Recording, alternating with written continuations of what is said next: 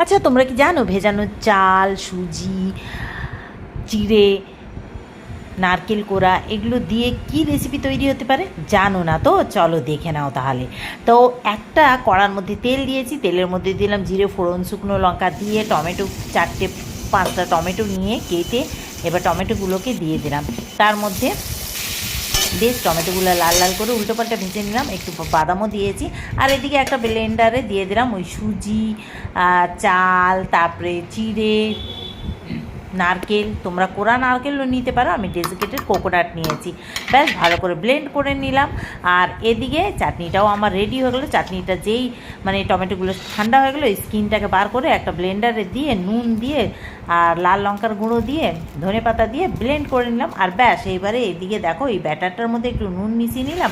আর তাওয়াটা আগে থেকে ননস্টিকের প্যান একটা ভালো করে তেল দিয়ে গ্রিস করে নিলাম, দিয়ে গরম করে ব্যাস ব্যাটারটা দিয়ে দিলাম। ব্যাস পাতলা পাতলা মচমচে ধোসা রেডি। চাটনির সাথে সার্ভ করলাম। ট্রাই করে দেখতে পারো, যে কোনো সময় এটা খেতে পারো, রাতে ডিনারে বা সকালে ব্রেকফাস্টে।